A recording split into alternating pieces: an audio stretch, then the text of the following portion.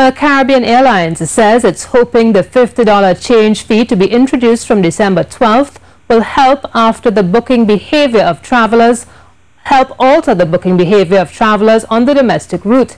This, as CAL says, data shows that while for this year so far, the airline has provided over 1 million seats for passengers, yet over 187,000 were not utilized. Speaking on Good Morning Trinidad and Tobago, CEO of CAL, Garvin Medera, explained the airline's decision. We've introduced a $50 date and time change fee on the flights between Trinidad and Tobago. So we are fundamentally maintaining our price on the base tickets of 300 TT.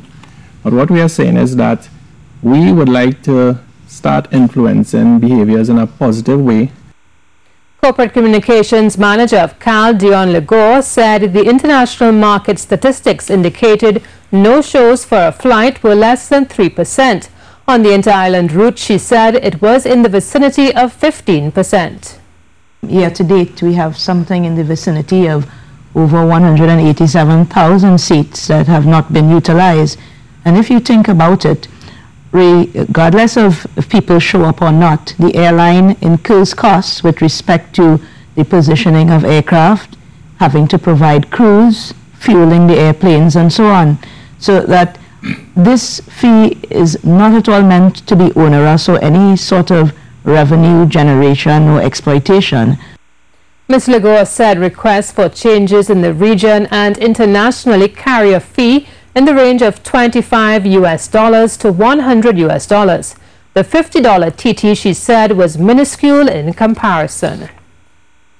Meanwhile, Tobago House of Assembly Chief Secretary Kelvin Charles met Thursday with the chairman of CAL, Shamir Mohammed, to discuss the cancellation fee. Mr. Charles said he was only informed of the new change fee policy at Caribbean Airlines by a WhatsApp message on Monday night after the decision was made.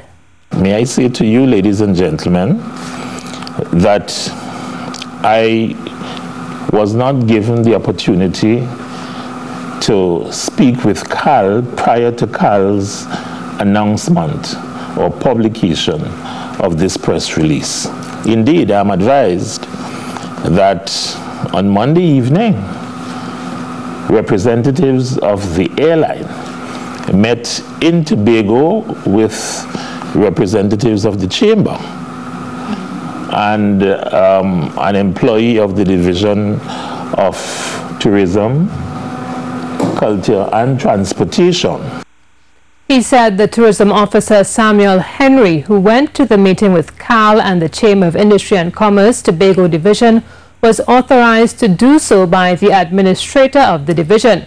Mr. Charles said the secretary of the division knew nothing about the arrangement.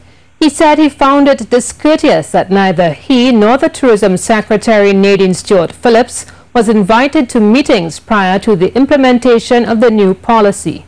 A change of date rather than a change of time of day is what may have been intended by Cabinet.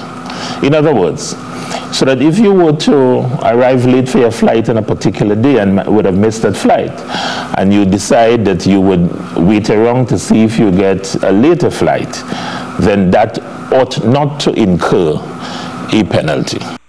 And Mr. Charles has some concerns over the new cancellation fee. There was a certain amount of discourtesy involved in CAL not seeking to contact me prior to their introduction of this measure, and they saw it fit to talk to organizations other than the Tobago House of Assembly and its Chief Secretary or Secretary for Transportation. And I'm not saying that they did not have to talk to other stakeholders, but I would want to believe that in a matter such as this, that the Tobago House of Assembly should have been invited to a conversation prior to, so that we could have stated our position. The Chief Secretary said he understood the need to implement measures to curb the abuse of the system, but felt that the new policy wasn't properly thought out. Mr. Charles said he had intended to raise his concerns on the airline's newest change fee policy, among other matters, at his meeting with the CAL chairman. We're told feedback on the outcome of the meeting will be given tomorrow.